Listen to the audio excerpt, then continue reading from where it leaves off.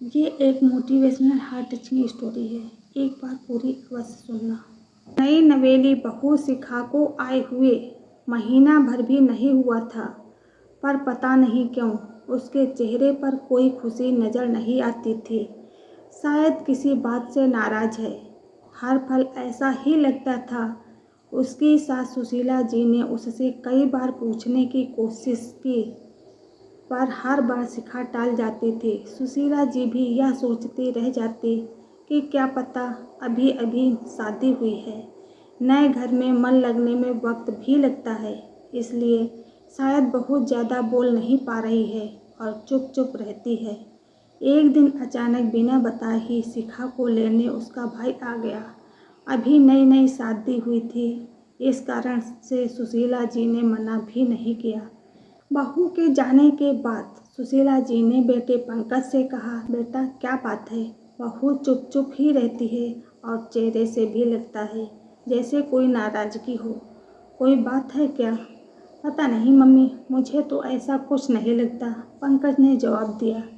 शायद मेरी ही गलतफहमी हो, पर फिर भी एक बार उसका मन टटोल कर देख। क्या पता जो मुझसे न बोल पा रही हो वो तुझसे बोल दे। ठीक है, जब आएगी तब बात करके देख लूँगा।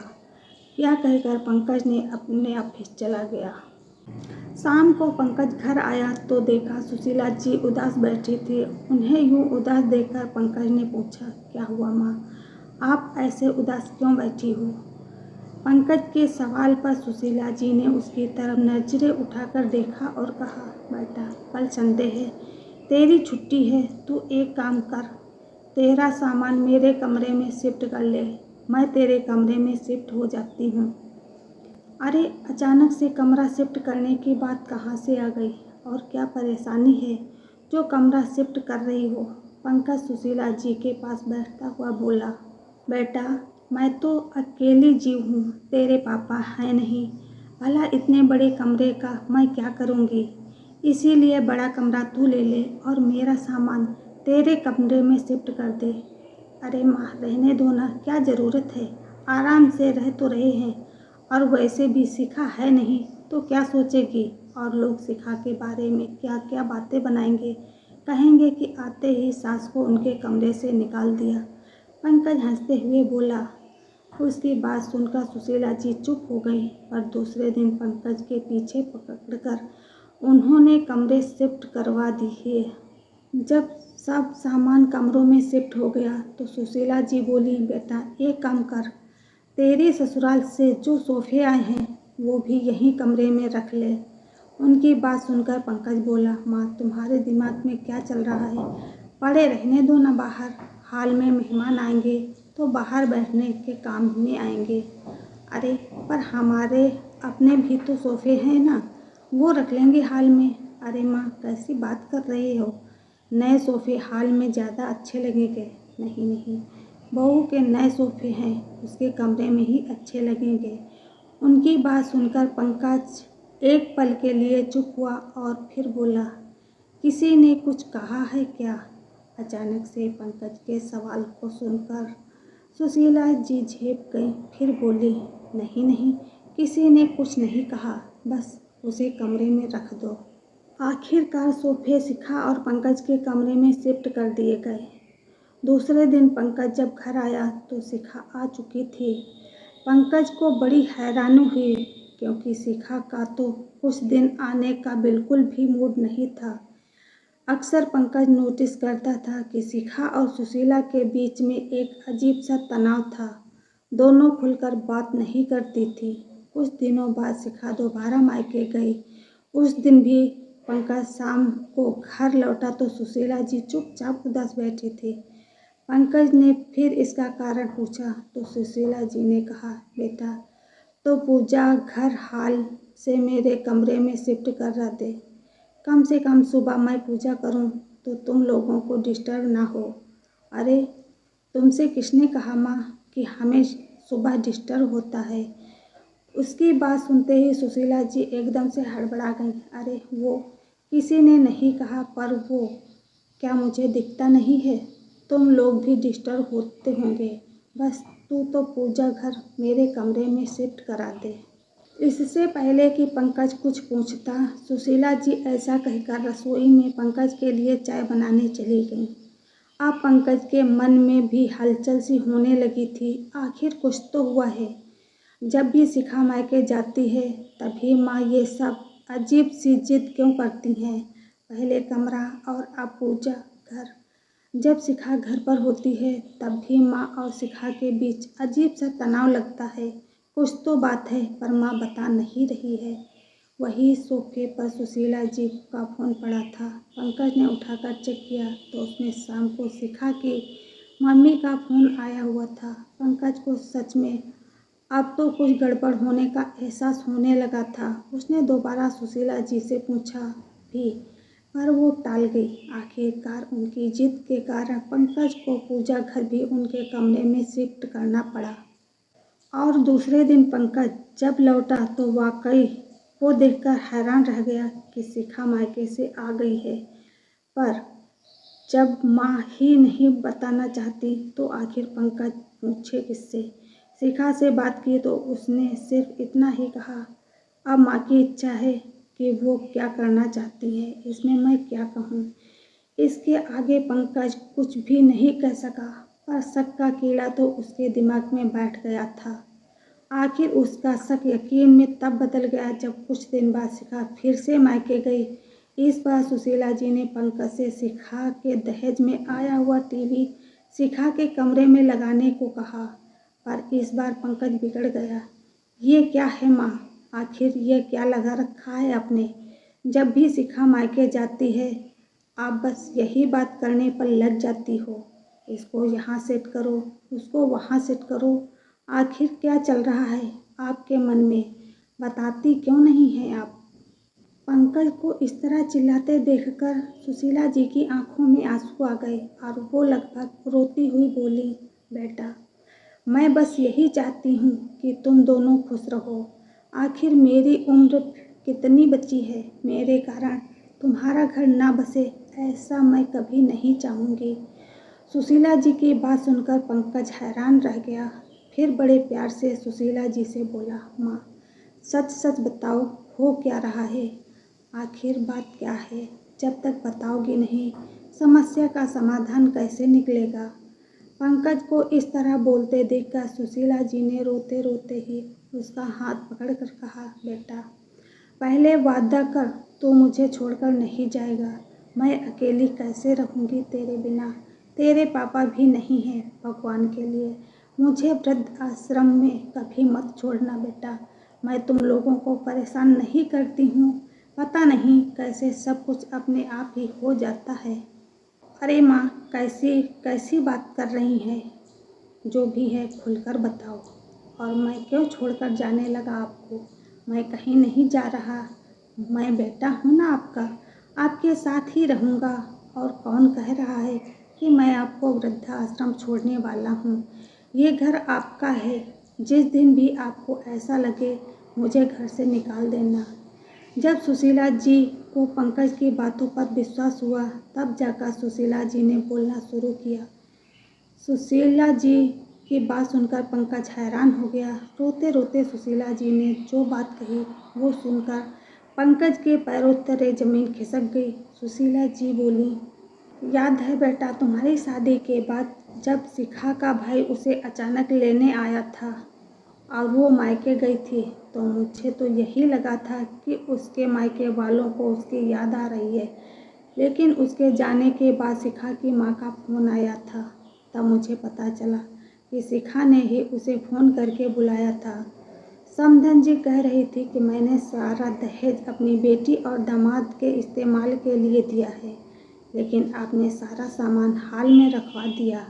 सिर्फ एक पलंग, अलमारी और ड्रेसिंग उनके कमरे में रखकर आपने अपने कर्तव्य की अतिश्री कर ली है।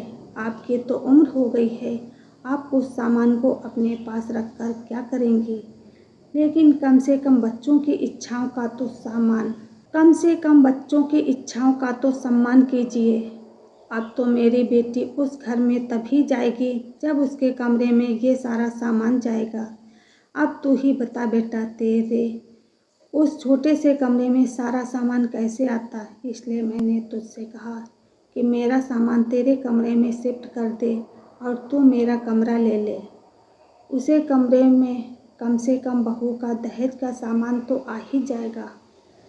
लेकिन जब शिखा दूसरी बार मायके गई तब भी मुझे यही लगा कि उसे अपने माता पिता की याद आ रही है। लेकिन यह भी मेरी गलतफहमी साबित हुई। शिखा वहाँ पहुँची कि थोड़ी देर बाद उसकी माँ का फ़ोन आ गया। कहने लगी कि शिखा को मेरे कारण अपनी गृहस्थी बसाने में बहुत दिक्कत होती है। बेचारी उनकी बेटी कुछ कह नहीं पाती और आपका बेटा आपका लिहाज कर जाता है। इसका मतलब यह नहीं कि आप उसका जीना दुश्वार करके रखो। आप तो सुबह सुबह अपने पूजा पाठ करने में बैठ जाती हो, लेकिन मेरी बेटी की तो नींद खराब होती है। देखिए समधन जी, मैं समझाना मेरा फर्ज है। आप तो अभी नई नई सास बनी हो, पर मुझे तो दो दो बहुएं रखने का तजुर्बा है। बाकी आपकी मर्जी। बेटा, जब समधन जी ने तुम्हारा नाम लिया तो मुझे लगा तुम्हारी भी उसमें रजामंदी है, इसलिए मैंने पूजा घर भी अपने कमरे में शिफ्ट करवा लिया। लेकिन आज एक सिर्फ टीवी के लिए उन्होंने मुझे कितना कुछ सुना दिया। कहते कहते सुशीला जी जोर जोर से रोने लगी। पंकज काफ़ी देर तक तो माँ को चुप कराने की कोशिश करता रहा। जब वो चुप नहीं हुई तो पंकज उठकर रसोई घर में गया और पानी का गिलास भर कर ले आया और सुशीला जी को देकर चुप कराते हुए कहा, क्या कहा माँ? उन लोगों ने मुझे सब कुछ बताओ, मैं भी तो देखूं कौन किस हद तक जा सकता है। आखिर सुशीला जी थोड़ी शांत होकर बोली, समधन जी कह रही थी कि इस उम्र में क्या मोह माया के चक्कर में पड़ी हो। मैंने एलईडी टीवी मेरी बेटी को दहेज में यह सोचकर दिया था कि मेरी बेटी दामाद एलईडी टीवी पर अपने कमरे में आराम से मूवी देखेंगे, पर वो लोग तो इसका कोई फ़ायदा नहीं उठा पाते। आपने तो टीवी हॉल में ही लगवा लिया। मेरे बेटी दामाद की मूवी की जगह इस पर आपके सत्संग चलते हैं। आपको कुछ समझ नहीं आता कि उनकी भी अपनी ज़िंदगी है। अगर पानी सिर से ऊपर निकल गया तो कहीं ऐसा ना हो कि बेटा बहू आपको छोड़कर अपना बंदोबस्त कहीं और कर ले या फिर आपको वृद्धा आश्रम में छोड़कर आए। गलती सारी आपकी होगी, लेकिन बदनाम मेरी बेटी हो जाएगी। अब तू ही बता बेटा, मैंने उस समय भी तुझे कितना कहा था कि एलईडी अपने कमरे में लगा ले, लेकिन तू नहीं माना। इसमें मेरी क्या गलती? अब तो जब भी समधन जी का फ़ोन आता है या शिखा मायके जाती हैं तो मुझे घबराहट सी होने लगती है कि अब क्या नया बखेड़ा खड़ा होने वाला है। तेरे पापा के जाने के बाद मैंने बहुत संघर्ष करके तुझे पाला है। सारे रिश्तेदार साथ छोड़कर जा चुके थे। सोचा था पूरी ज़िंदगी संघर्ष करते हुए हो गई, कम से कम तेरी शादी के बाद तो मैं सुकून के कुछ पल जी सकूंगी। पर सच कहूँ तो अब तो मुझे बहुत डर लगता है। कहते कहते सुशीला जी के हाथ कांपने लगे और जीभ लड़खड़ाने लगी। ये देखकर पंकज को अपनी माँ पर तरस तो शिखा और उसकी माँ पर बहुत गुस्सा आया। क्या हालत कर दी उन लोगों ने मेरी माँ की। जैसे तैसे अपने गुस्से को कंट्रोल करते हुए पंकज सुशीला जी को हिम्मत देते हुए बोला, माँ, आपको मुझ पर बिल्कुल भी भरोसा नहीं था क्या? आपको शुरुआत में ही मुझे सब कुछ बता देना था। बेवजह परेशान होती रही आप। अगर शुरुआत में ही आप बोल देती तो उसका हाल तभी निकल जाता। नहीं बेटा, ऐसी बात नहीं है। जिस तरह से समधन जी ने मुझसे बातें करते थे मुझे लगता था कि शायद इसमें तेरी भी रजामंदी है। एक दो बार सोचा भी कि तुझसे पूछ लूँ, फिर मुझे लगा कि सामान शिफ्ट करने से ही सारी समस्या हल निकल रहा है तो गलत क्या है। पर इस बार तो समधन जी कुछ ज़्यादा ही बोल गईं। सुशीला जी ने अपनी तरफ से सफाई दी, वो अगर ज़्यादा बोलती नहीं तो शायद आप मुझे कुछ बताती भी नहीं, पर कोई बात नहीं, देर से ही सही। आखिर पता तो चला कि हमारे साथ क्या हो रहा है। आप बिल्कुल परेशान मत होना माँ, अब इसका फैसला तो मैं बिल्कुल जल्दी ही करूँगा। पंकज की बात सुनकर सुशीला जी घबराती हुई बोली, नहीं नहीं बेटा, तू ऐसा कोई कदम मत उठाना जिससे कोई समस्या खड़ी हो, मेरे कारण तेरी गृहस्थी खराब हो, ये मैं बिल्कुल नहीं चाहूँगी। फिर आजकल तो लोग लड़कियों की ही सुनते हैं। माँ, गृहस्थी किसी एक इंसान के भरोसे नहीं चलती, इसमें दो लोगों का बराबर योगदान होता है। पर यहाँ तुम्हारी बहू योगदान देना नहीं बल्कि वो सिर्फ लेना जानती है, तो उसे उसी की भाषा में समझाना पड़ेगा। विश्वास करो माँ, मैं इस रिश्ते को सिर्फ एक मौका और दे रहा हूँ, नहीं तो जिस तरह ये रिश्ता है ना, इसका टूट जाना ही बेहतर है, क्योंकि ज़िंदगी भर के दुख से एक बार का दुख बेहतर होता है। बस अपने बेटे पर विश्वास रखिए, कल का दिन कुछ अलग कहानी लेकर आएगा। पंकज की इन बातों से सुशीला जी को काफ़ी हिम्मत मिली, तो पर उनके चेहरे पर चिंता की लकीरें अभी भी दिखाई दे रही थी। दूसरे दिन जब सुशीला जी उठी तो देखा पंकज जाग चुका था और फ़ोन पर किसी से बातें कर रहा था। थोड़ी देर बाद सुशीला जी चाय बनाकर ले आईं और दोनों माँ बेटे चाय पीने बैठे ही थे कि इतने में डोरबेल बजी। सुशीला जी ने ही जाकर दरवाज़ा खोला तो सामने 3 लोग खड़े थे। सुशीला जी ने हैरानी से उन लोगों से पूछा, आपको किससे मिलना है?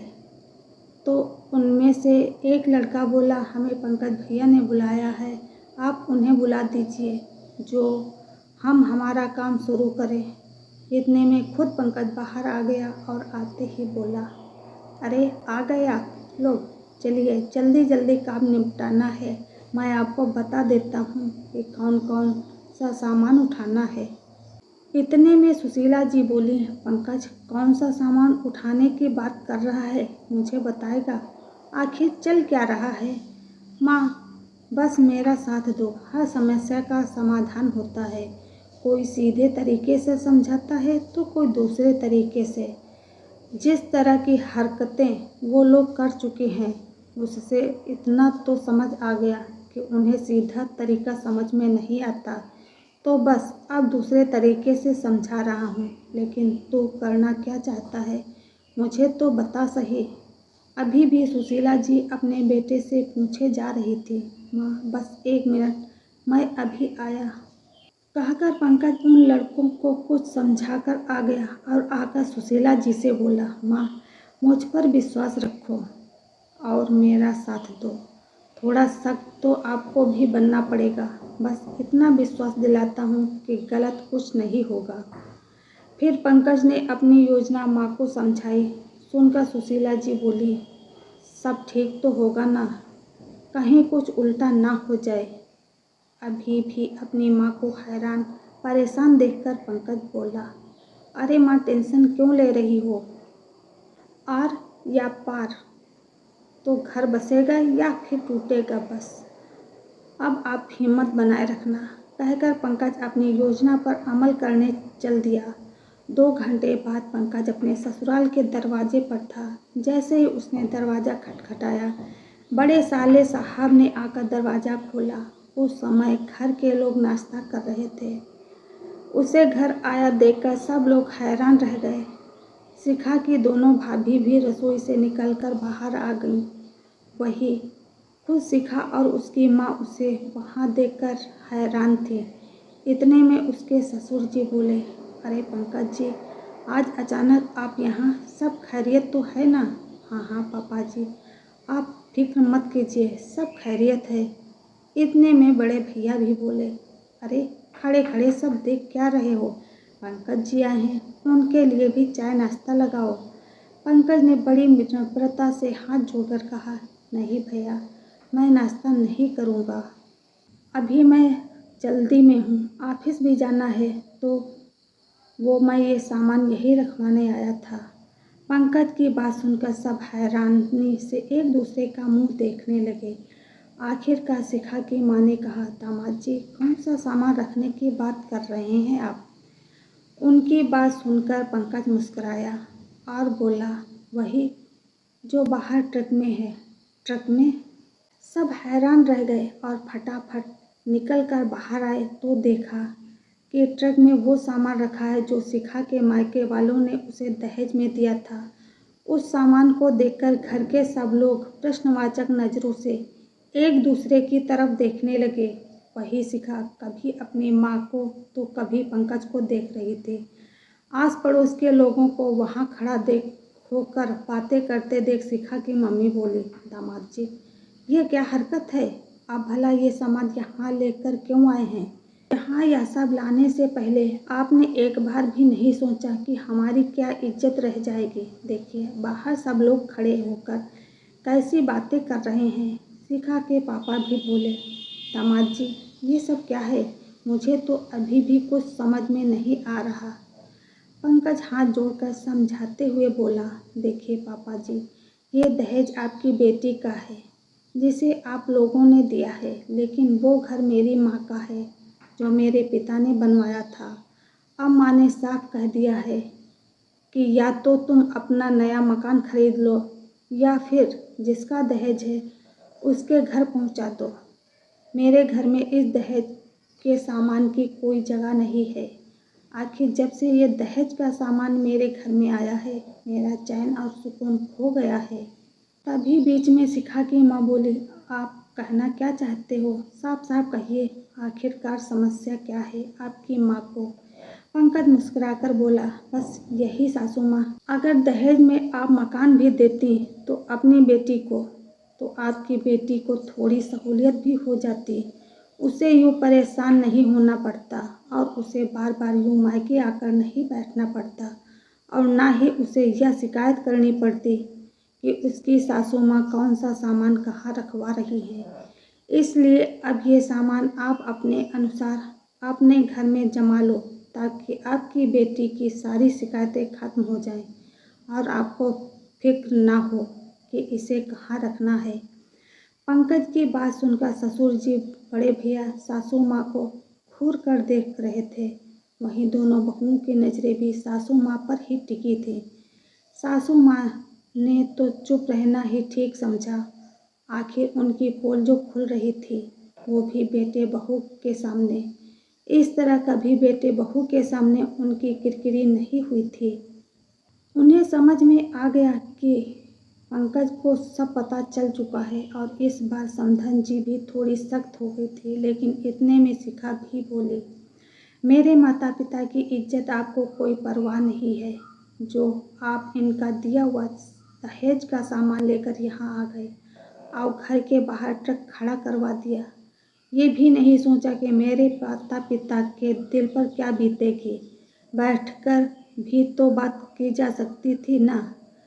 उनकी बात सुनकर पंकज बोला, अच्छा बैठकर भी बातें होती हैं क्या? मुझे तो पता ही नहीं था क्योंकि तुमने कभी हमसे बात ही नहीं की। जब भी कोई समस्या होती तुम मायके आकर बैठ जाती और पीछे से मम्मी जी को फ़ोन करके मेरी माँ को परेशान करती थी। यहाँ तक कि मेरी माँ को धमकी भी दे डाली कि उनकी बात मानी नहीं तो कल को उनका बेटा बहू अलग हो जाएंगे या आपको वृद्धाश्रम में छोड़ आएंगे। तब तुम्हें मेरी माँ के बारे में ख्याल नहीं आया था। अब शिखा से भी कुछ कहते न बना। अब घर में सबको शिखा और सासू माँ के बारे में पता चल चुका था। आखिर बेटी कैसी भी हो, एक पिता उसका घर टूटते कैसे देख सकता था।